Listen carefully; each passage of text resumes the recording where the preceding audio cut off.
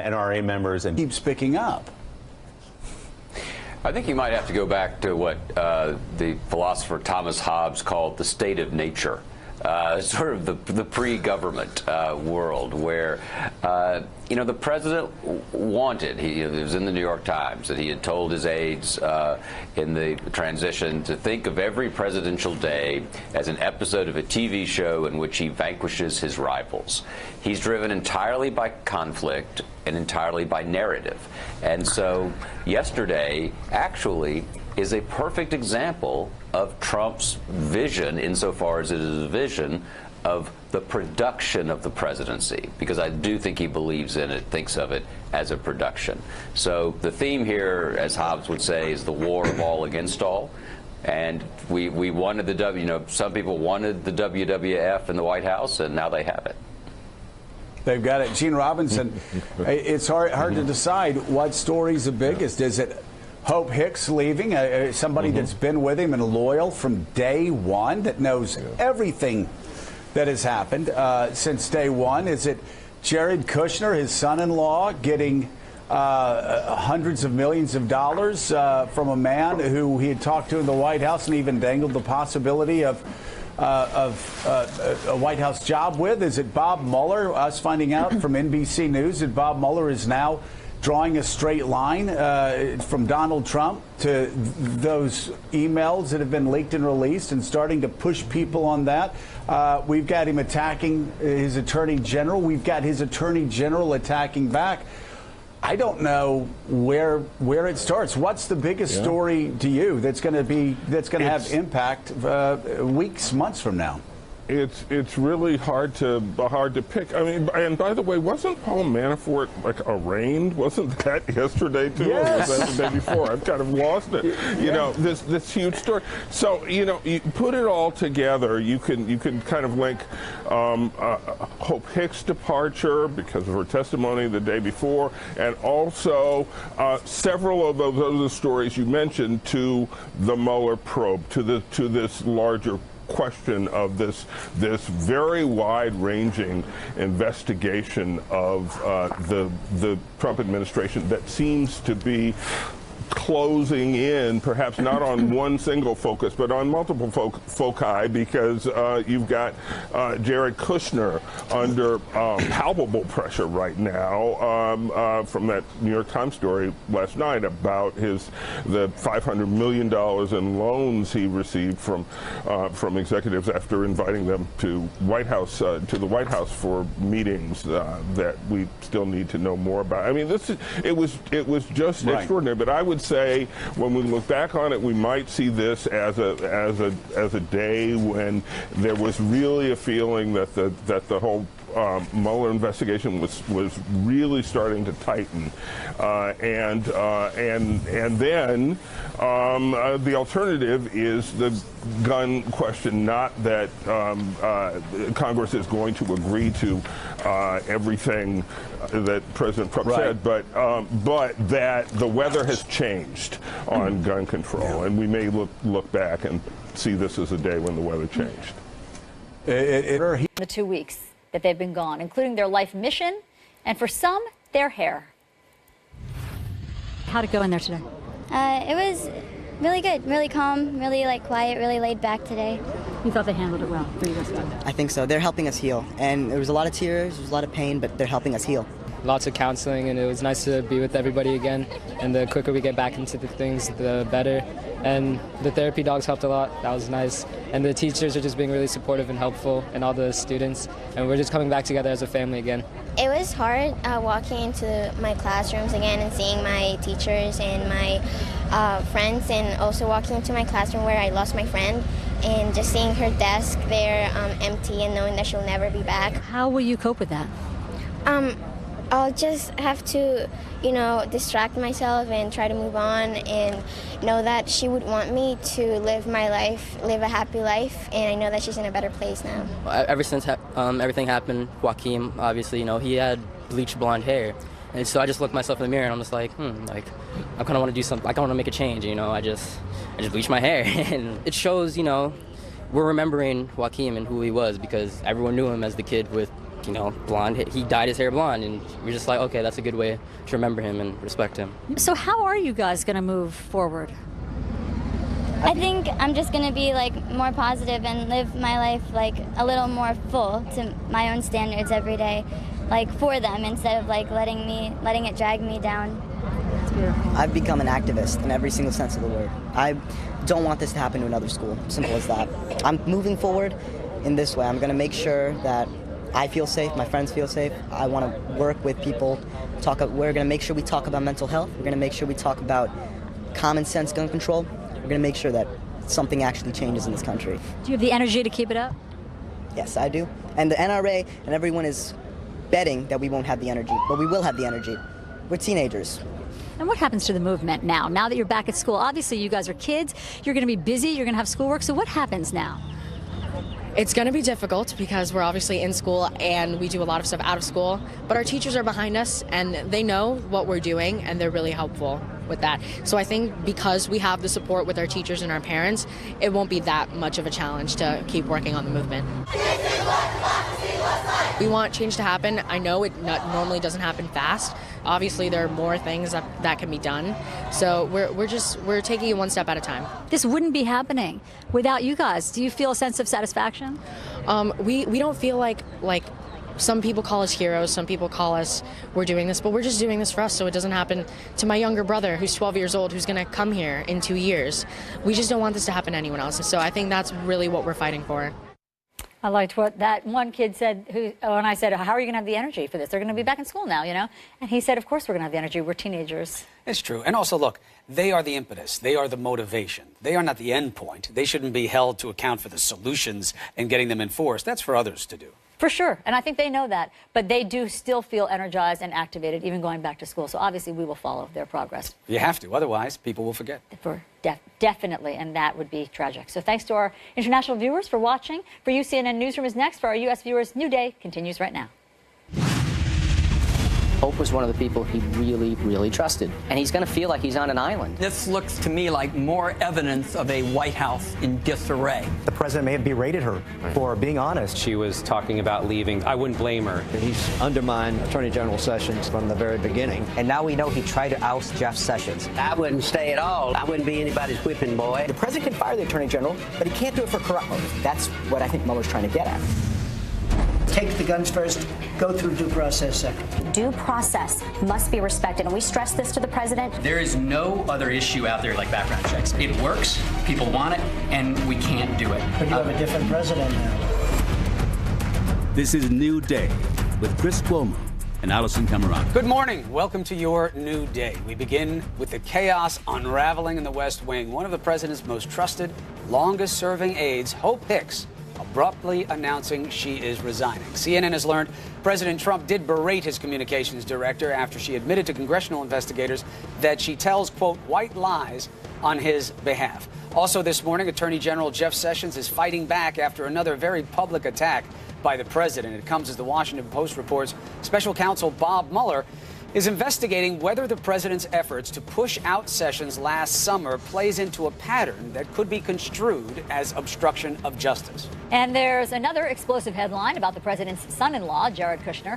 The New York Times is reporting that Kushner received hundreds of millions of dollars in loans for his own family business after meeting with financial executives inside the White House who may have wanted jobs. This raises new concerns about conflicts of interest.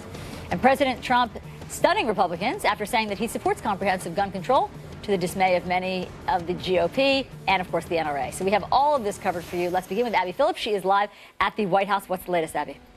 Good morning, Allison. Well, the stunning departure of Hope Hicks, one of the president's closest aides and the White House communications director, is just one of many things happening this week that have left the White House reeling, including this Mueller investigation that seems to be closing in on the president's inner circle.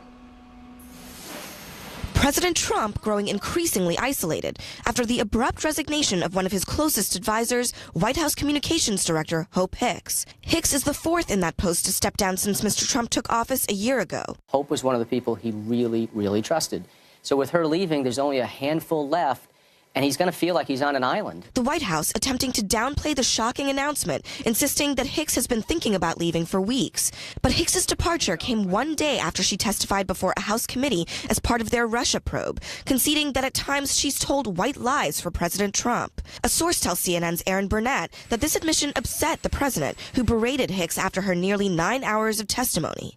A former Trump campaign aide telling CNN that special counsel Robert Mueller's team has been inquiring about Hicks's remarks to the New York Times shortly after the election, denying any contact between the campaign and Russian officials, a statement that has proven to be false. Only a handful of President Trump's original inner circle are now left in the White House, as scrutiny over the president's son-in-law and senior advisor Jared Kushner continues to grow. The New York Times reporting that 2 companies loaned Kushner's family real estate business more than $500 million after meeting with Kushner at the White House. You're seeing Jared Kushner meeting with executives in the White House, and then sometime after those meetings, the companies that those executives work for, run, or help to run, are giving very sizable mortgages to his company. The Times reports that Kushner still owns the vast majority of his interest in the company, but a spokesman for his attorney insists that Kushner has taken no part in any business, loans, or projects with and for the Kushner companies since joining the White House. Sources tell CNN that Kushner is worried that everyone in the West Wing is out to get him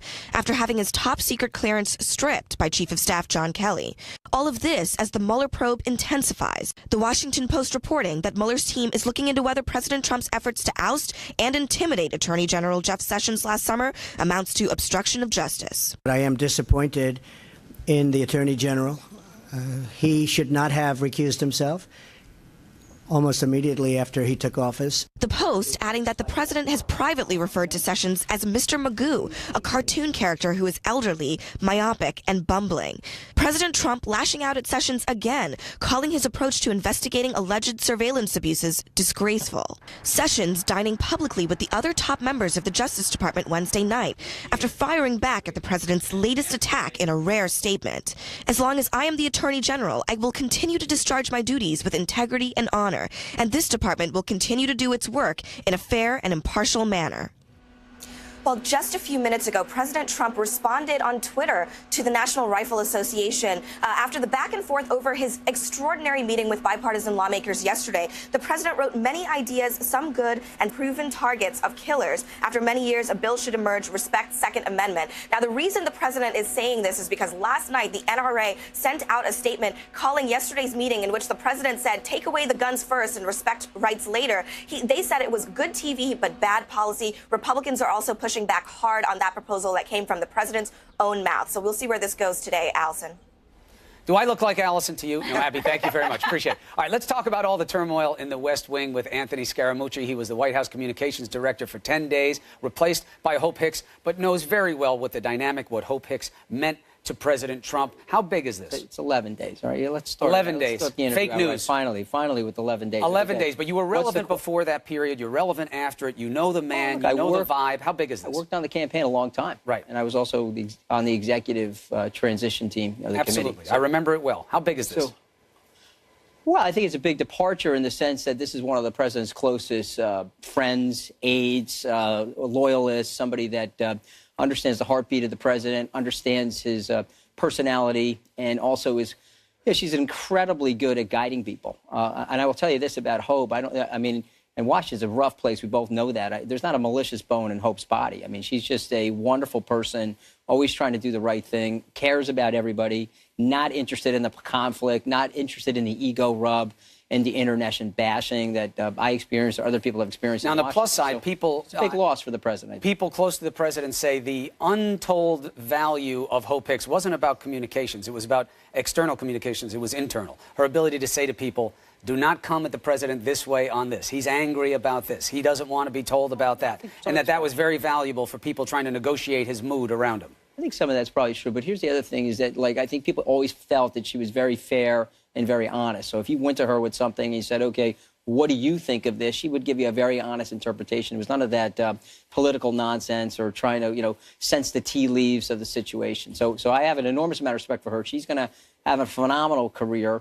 my agent called me last night. He's like, you got to help me get Hope as a client. That sort of thing. I mean, she's gonna do anything she wants. I'm sure that all of you guys will find avenues to success after being part of this situation. But on the negative side, well, she says that she did tell some lies for the president. She said that there was no communications between anyone from Trump and Russians. She, underplayed the situation with that meeting and the drafting of the response there, too. The Rob Porter thing was a debacle of epic proportions. So let's unpack each one of those things. Okay, but let's start with the white lie. So I would submit to your viewers or anybody in America or around the world, tell me the person that hasn't told a white lie. I'll identify that person as the biggest liar in the room. And so here's what happens in Washington that I absolutely can't stand. She's in a closed-door session. They're asking her stuff. It's under oath. You know how important that is. So do I. The integrity of every sentence, every syllable. They ask her if she told any white lies. She said yes, probably. I don't know. I wasn't there. And then they pick up the phone, Chris, and they drop a dime on her. Okay, it's just totally unfair. It's a closed session and in strict confidence. And so now they're trying to colorize this woman who's an extremely gifted professional as a liar. And so I submit it back to everybody else. Hold a mirror to your face and tell me that you haven't told a white lie, because I don't believe it, okay? Well, fine, but in her capacity, let's go to the next position. But qualifying your critique of that is the idea that she said nobody on this team met with any Russians. We know that's untrue, and she should have known it was untrue when she said it. Okay, well, I don't know. I don't count that as a white lie. Okay, so I don't know the exact facts of that situation, whether she knew it or she didn't know it, so I can't really address that. What I can address is her integrity. She sent it to the Times 2 days after the election. She knew. I got it, and Maggie's here, and Maggie will be able to address that. She'll be able to tell you, call a ball and strike on that. What I can do, though, is I can step back after working with her for 2.5 years and a pretty good evaluator of talent. Now, sometimes I am colorful about my evaluation of these people, but I've been mostly right about these people. You just take a look at what's gone on. And you think she was one of the good ones. I get it. Great. High integrity, But what very about the good Rob person. Porter situation? She should have known. Rob if I'm Porter involved with this situation- guy, I can't be involved. I hold the White House chief of staff accountable for that. Kelly, you hold accountable. No question, because he had the information related to Porter, and I don't understand why he would allow Hope to date Porter if he's got that information. How can she keep him from dating? No, my point is, come on. Not their dad. He had the information. He tried to cover up the information. He tried to get other people inside the White House to cover up the information for him. You believe Kelly covered up the information about the... I do. Because that's not what the White House says. The White House says as soon as he found out, he acted on it. Right. Well, I don't believe that. Is that another white lie? Well, you got to ask him. Have him sit in the white chair and ask him if it's a white lie or not. You'll be able to figure it out quickly. But, the Rob Porter situation, for me, I liked Rob. I've been asked even by the president, did I see any of that indication in Rob? I didn't. But there was an FBI dossier on Rob, and people knew about it. And so, look, I mean, look. So how does Kelly survive then? Why was he allowed? Why didn't he get the berating that Hope Hicks got? This is how it works, okay? It's going to be up for the president to decide that, okay? I guess he's an honorable Marine, and so he's got to look at himself in the mirror and say what he knew and when he knew it. But I'll tell you what I don't like about it, okay? I talked a little bit of smack about 2 guys that we were trying to get rid of. He fires me in 5 seconds. These guys are smacking up their wives, and he's trying to figure out a way to keep them inside the White House. So it's very dishonest to me. So is it a personal grievance that's motivating you, or do you think as a matter of honor and duty, Kelly needs to go? It's a cultural grievance, because I've sat in this white chair with you over the 6 months after he fired me and said nothing but good things about him. I have no problem with him firing me. Everybody has an opportunity and the right to change their staff, particularly when they're the chief of staff. But this is a cultural thing, okay? The morale inside the White House, you're a great reporter. You've got great reporters on staff here. The morale's terrible. And the reason why the morale's terrible is that the rule by fear and intimidation does not work in a civilian environment. And so here we are.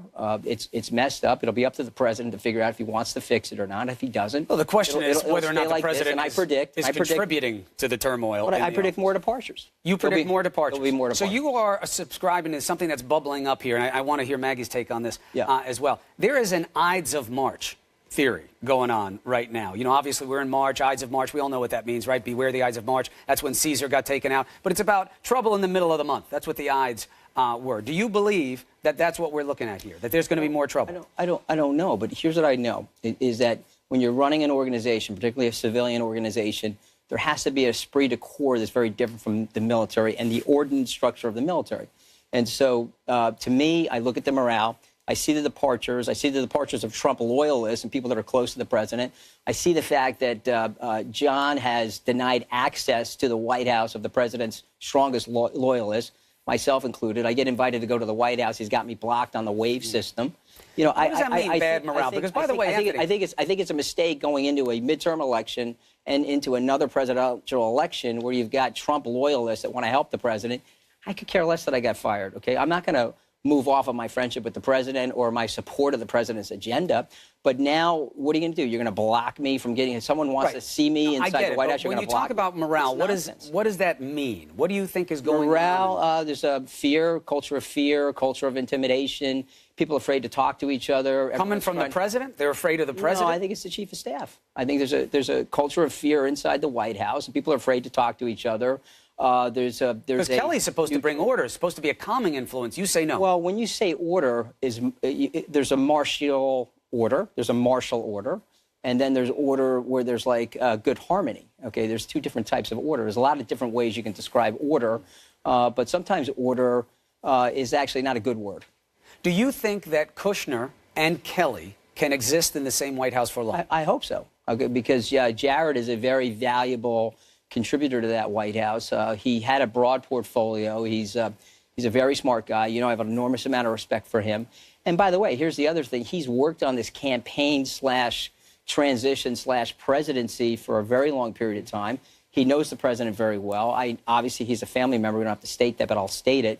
But he's a very good guy. And so the notion of knocking him down a peg and then the way they're treating him in the press, you know, I don't like it. Well, Kelly's the one who knocked him down a peg. He's the one who pulled the clearance. I'm not a big fan of it, okay? My impression... You don't think they should have pulled his clearance? I don't know, but my impression is, from talking to people very close to Jared, that he believes that he has the ability to get that clearance. But I think there needs to be an examination as to why he's not getting it. Would you take that meeting with Apollo Capital? If on the outside you were working a deal for a loan of that kind of money? So I'm going to answer it in two ways, okay? I probably wouldn't have taken the meeting. But I understand why Jared took the meeting. And let me just explain. Here's the problem now for business people that go into the White House.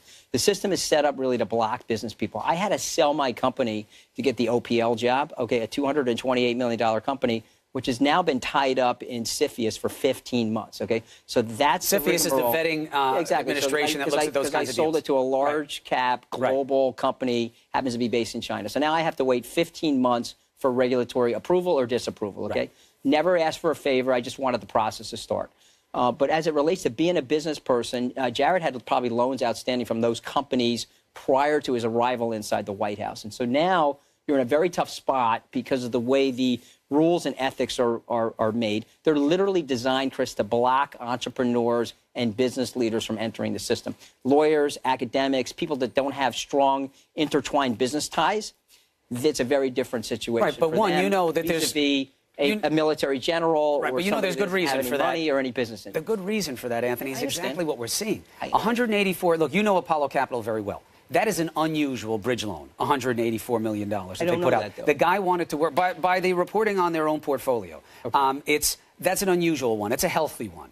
The guy had interest in working in the administration.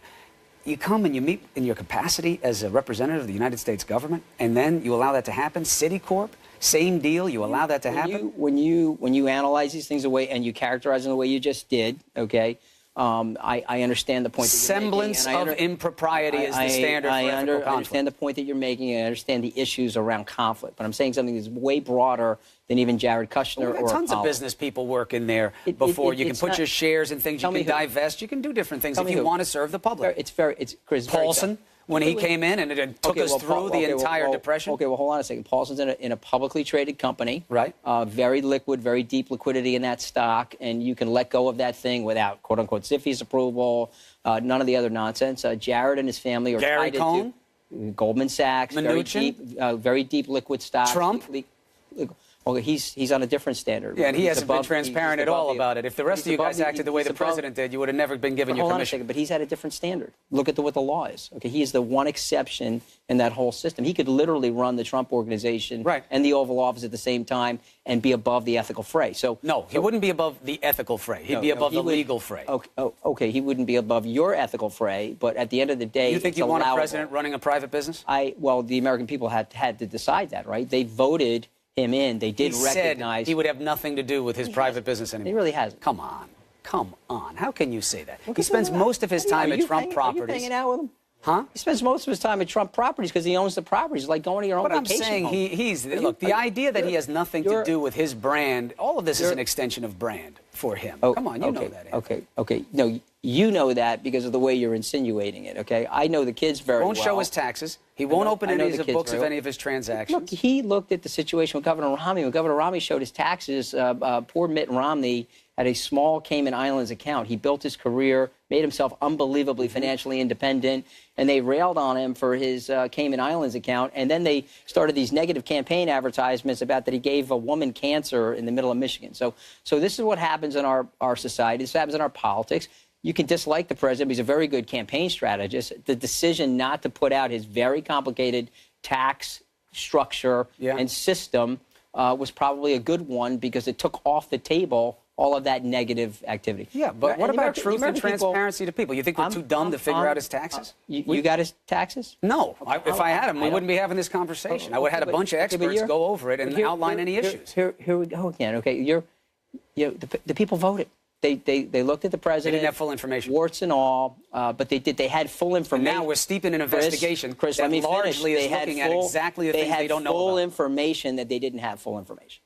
Okay, they had full information that they didn't have full information. That's exactly right. No, I don't think that's the way it works. I don't think people voted saying, well, I know I don't know the truth about this guy, but I'll vote for him. 40 years, people divulged their taxes. 40 years prior, they didn't. This candidate made a decision not to. Am I going to vote for him, yes or no? Oh, I'm going to vote for him. He's the 45th president. But it's just not fair to assume that you can't know what you don't know, Anthony. So when you're missing my point. You're missing my point. They knew that they didn't know that, and if that's a red letter item for them, then they didn't vote for him. Right. It's just an unfair standard. If they were willing to overlook that and take the entire package. American people want reform, Chris. They don't like the swamp. But they're getting more of the same and worse. He was supposed to drain the swamp. He was supposed to bring in the best. Well, and look at what we're dealing with, how he sweats talent, how many just comms directors he's gone through. Maybe it's not drainable. All the ethical problems. Maybe it's a gold-plated hot tub. Maybe it's not drainable. Okay, we'll have to figure that out. But the system, the way it is right now, American people don't like it. Okay, and so the reason why he's going to win re-election is that he represents a change and a possible disruption to that system. And maybe that system can't be disrupted, okay, because we've evacuated most of the Trump loyalists out of the White House. We don't allow access to most of the Trump loyalists to come into the White House. And so maybe the system itself is so powerful. Maybe the immunological system around the swamp is so powerful that it will reject a disruptive move to change the system and make the system fairer and more accountable to the American people. Or maybe adding a virus into that system we'll have to see. Wasn't the appropriate change mechanism. Maybe he'll have to try something else. But last word on this. You do believe... The economy's doing well. He's done a good job on the economic policy. Wall Street's doing well. Time will tell how the policies manifest. The wages are up, brother. There are some indications of it. We'll see what happens in the reports. Everybody wants my 11-day short stint, okay, I was trained in economy. I know you were. You look at the real wages, the data represents real economic activity for the average American person. I just want to end on this word. You do believe that we should be open to more people leaving the administration? If the current situation and the current culture inside the administration stays exactly the way it is, there's literally no change, there will be a lot more departures. Yeah, the morale is at an all-time low, and it's trending lower. Anthony Scaramucci, thank you for coming on short notice. Appreciate your perspective as always. Allison. Okay, Chris, joining us now is CNN political analyst and New York Times White House correspondent Maggie Haberman. She broke the news of Hope Hicks's resignation. Maggie, great to have you here on set with us. Let's just start there. Give us a reality check in terms of what we just heard Anthony Scaramucci say. Is morale at an all-time low in the White House? Yes, reality check is yes. That is, it is really, really bad there. In some ways, if you talk to staffers, they will say there are things that John Kelly made better, but in a lot of other ways, things were vastly unimproved. The factionalization in areas of the White House got better. The mood did not improve. They are not very well staffed. They still can't hire a lot of people. Kelly forgets what he says to one person and says something entirely different to somebody else. We saw that a lot around the Rob Porter issue. He does not entirely empower people. He very much guards sort of the area around the Oval Office and views a lot of people who have their own relationships with the president as an imperiling factor in his command and control structure, which he favors. So is there, as Anthony Scaramucci just said, a culture of fear and intimidation because of General Kelly? I mean, I don't know that I would use the word intimidation because I'm not really sure what that's referring to. There is certainly a culture of fear about getting in trouble, getting on someone's bad side. I just think right now you had this moment for basically 2 months after last year where the White House sort of was united, for the most part, people against Steve Bannon, and they were able to tell themselves that was the problem. Prior to that, they were able to say, Reince Priebus, he's the problem. In fact, you know, the problem is the person who sets the tone, and that is the president. And so I heard again last night from some advisors who have departed the White House, who said they think that without sort of people who can whisper in the president's ear very effectively, that maybe they'll all be rowing in the same direction in a new way. That's just never what happens. Hope Hicks, did she jump or was she pushed? She jumped. I'm sorry, she jumped. I know that that's not a popular thing to say. Well, I'm only apologizing because Twitter seems very upset with that. But look, we go over all of the things that she's enmeshed in, right, in the last several weeks. Because of her proximity to the president, she knows all kinds of things about certain meetings. She has attracted attention from congressional investigators and the special counsel, Robert Mueller. They want to know what she knew about the firing of James Comey. They want to know what she knew about drafting a statement aboard Air Force One in response to our story at the Times about Donald Trump Jr.'s meeting with Russian lawyers promising, quote-unquote, dirt on Hillary Clinton. She is constantly having to manage his moods. She is constantly having to protect other staffers from his moods. And then her personal life became a spectacle because she was dating Rob Porter, the staff secretary, who did resign under pressure over allegations of spousal abuse. When you add all of that up and you think about that fact set, why would somebody want to stay in that job? Well, except that there are 365 days a year. And so if she had always intended to leave in 2018, why yesterday? Oh, I don't know that she always intended to leave in 2018, but I know that she had been talking about leaving for a very long time, and she had been planning it ahead of Tuesday's hearing. hearing. Yesterday was just coincidental, or there was a final straw? Yesterday was coincidental. I mean, the fact that it was yesterday, let me rephrase that. Yesterday had nothing to do with the hearing the day before, if that is what you are asking. Correlation is not causation. Correct. It comes at that time. That was a tough day for her. Yeah, she had to meet with counsel for about 20 minutes after she gave the white lies thing. That's right. And people have to understand, it's one thing when you're talking to us, as scrutinizing as you can be. But when I'm holding the power to punish you, in a way, for what you say, those are hard moments. Those are hard moments for someone who's new to this. That's right. This is, Hope Hicks had a very elevated position with Trump, and her loyalty to him helped garner that. But this is not a battle-tested person who knows how to weather storms. Very few people know how to weather this kind of storm. If you think about how many White Houses we have seen go through this kind of thing, the only, again, of the spectacle nature of it with the legal underlay, the Clinton White House is the only one that I can think of with respect to something this big that had proximity to the president. I don't think that was an easy day for her, based on everything that I have heard, but that does not mean that was the reason that it happened yesterday. Again, I realize I'm saying you're going to have to trust me on it, but it really is not why it happened. Only she can know if there was some final straw, but the final straw was not that hearing. Okay, next reality check of Anthony Scaramucci. Is Washington a gold-plated hot tub? Well, I don't know that it's gold-plated or a hot tub. I guess what I'm referring to is Jared Kushner. And so Jared Kushner... I don't know if he has a gold-plated hot tub either. I think he does. Okay. Because he did get a huge loan from a private equity... Two huge loans from a private equity firm that had several meetings in the White House after the president was already in the Oval Office. Look, who we are told wanted a job. This seems like a quid pro quo of some kind. And so what are you hearing about Jared Kushner's future? Well, just to answer the question about the loans first, what people who like Jared Kushner say is these are some of the major firms in the country. Of course, they were coming in for meetings. These are not personal loans. This involved his company that he's technically not at anymore. However, to your point about the quid pro quo appearance, we have no way of knowing what took place in those conversations. But this is why elected officials are always cautioned to avoid even the appearance of impropriety. And in previous White Houses, you have had people make more of an effort to try to be careful to not look as if they are in the middle of something. And this is why, generally speaking, it is best practice not to bring your family into positions like this, especially when there are all of these business entanglements. In terms of his future, my understanding is that Jared Kushner and Ivanka Trump are sending out pretty strong signals that they do not plan on going anywhere. The tension between them and Kelly is very, very real. the president is always going to side with family. The president does not want to deal with this security clearance issue. He punted on it very clearly to John Kelly. Jared Kushner's security reportedly was downgraded. The question remains what that means. Can he sort of hang on and still be effective in his job? Will he have to leave the way other far more junior aides had to leave because they could not get top secret Well, that's part of the Ides of March theory that's starting to bubble up, is that you can't have Kushner and Kelly in the same house if Kelly really believes that there are legitimate questions about Kushner's conflicts and whether or not he's compromised. Because I have to tell you, Anthony is part right. It's tough to be someone who's in private capital and then come into public service. Divesting isn't simple. But it has been done before. You don't take meetings like that. You don't do it. No, you avoid it even if there wasn't an issue. That's right. You just avoid it because we are now having this conversation. It was even more egregious, you could argue, than what Trump Jr. did with the meeting in Trump Tower with the Russian lawyer. Because he wasn't working for the government. He was in a campaign. He's trying to get dirt just like everybody in campaigns are. This guy's working for the government. He's installed in the White House, and he's taken a meeting like this. If John Kelly allows that to survive, that is a corrosive dynamic for someone like Kelly, who's all about the order of the system. I think that's right, and I think that Kelly has already had to make a ton of concessions. To your point on sort of comparing the Don Jr. meeting to the Jared Kushner issue, it is correct that Don Jr. Had never done this before, did not sort of know, I think, what the rules were. Kushner has had the ethics rules gone over with him repeatedly now. He has been there for 13 months. He's been there as long as his father-in-law has been there. You do need to be careful in terms of what Kelly is willing to tolerate. When Kelly took that job, remember, he said he would only do it if he had complete control of the staff, and that included Jared Kushner and Ivanka Trump. President Trump assured him that he did, but as we know, President Trump does not like giving anyone that much control. And so the question, I think, is not just whether John Kelly can endure it, but what the president is going to try to force on him. And does Kelly decide?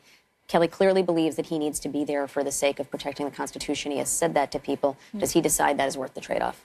Maggie Haberman, thank you very much. All right, so we are following some breaking news for you right now because Russian President Vladimir Putin says he has developed and tested a new invincible missile. Are U.S. defenses prepared for this? Congressman Adam Kinzinger is going to join us live with this breaking news next.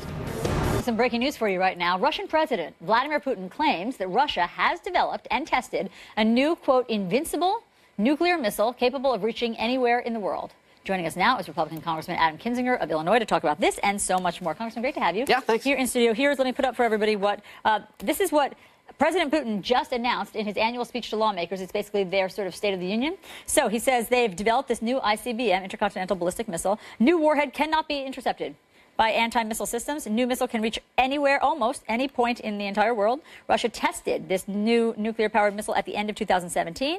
It's testing new underwater drones, which can also carry nuclear warheads. Did the U.S. know about this? I don't know. I don't know the answer to that. We're pretty good at what we do in terms of understanding and knowing what the Russians are up to. In terms of, is it invincible? It's hard to tell because, first off, a lot of intercontinental ballistic missiles, this idea, people think that we can, because they've seen it in movies, launch F-16s and shoot down ICBMs. These things are shot 6,000 miles into the sky. They go into space, and they come down, and there's all kinds of technology once they re-enter. So maybe invincible, maybe not. We don't know that answer. But look, here's the bottom line. The Russians are a gas tank in Europe. John McCain called them that once, and I thought that was a pretty apropos issue. They have a declining economy, a declining population, and they are desperate right now for any kind of attention, and also to Vladimir Putin's trying to rally his base in order to make sure he wins re-election. So that's why they're doing things like messing with our democracy in terms of getting involved on Facebook and the internet, and that's why we need to push back in the same way. But so is this just bluster? It's hard to tell. I mean, he says he has it. I'm sure our intelligence knows if he does or doesn't, if it is or isn't invincible. But I think the big thing to realize, people think that we have this ability to defend against ICBMs. We're testing it. We have the ability maybe to intercept something like a rogue North Korean missile. But there's no way, if the Russians launch all their missiles at us, that we'd be able to defend ourselves and vice versa. So, I mean, you're on Foreign Affairs Committee. How worrisome is this to you today? Well, it's always been worrisome when you think about the issue of nuclear weapons because both sides can destroy each other. It's mutual assured destruction, and we know that. But this is why we have to continue to invest in things like missile defense, why we need to ensure that North Korea doesn't get nuclear weapons in order to prevent a nuclear exchange from happening. The good thing about Vladimir Putin, I don't like the guy at all, but he's not suicidal, so he's not going to, try to destroy the United States. And this is why we have to keep our nuclear systems up as well, too. Is this something that the intel community will confirm to your committee at some point today? Is this a I don't know. I don't know. Let's move on to something at home, gun policy. Do you know where the president is today?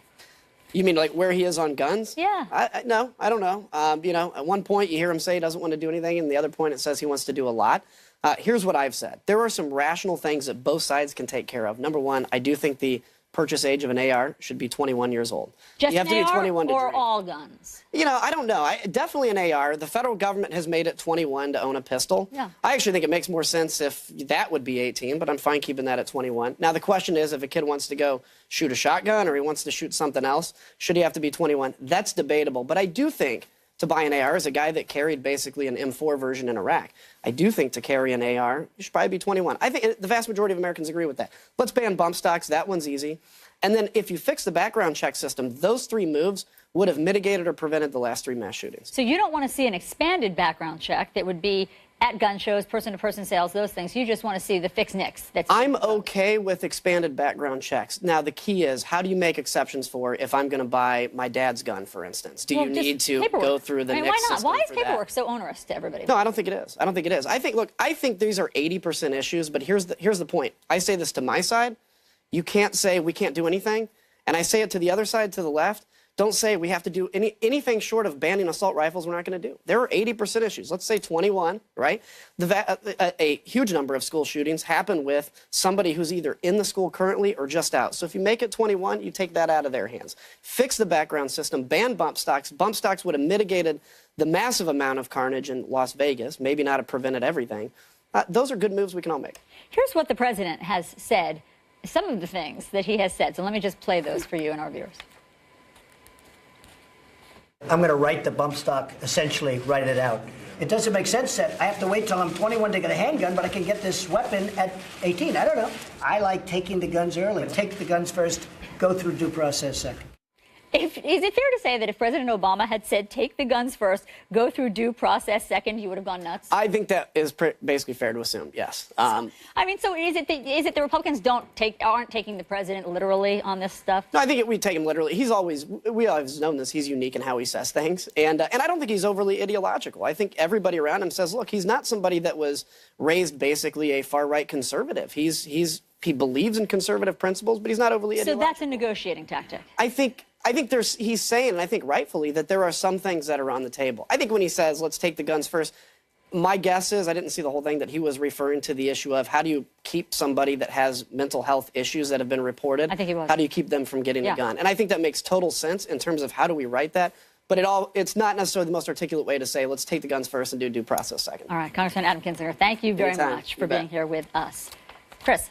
All right, so Walmart has new rules on buying guns. Who won't be able to get firearms, who won't be able to get ammo, and what type at their stores anymore. Okay, and then listen to this. Our panel of gun owners taking on some of the proposed policies to stop gun violence, including a ban on bump stocks. It's not an issue of the gun itself or the weapon itself. Right. It's an issue of the individual behind it. And which individual would want to use a bump stock? A crazy individual, right? Why Who not was going ban to a them? mass shooting. Why not ban them? What does that accomplish, though? But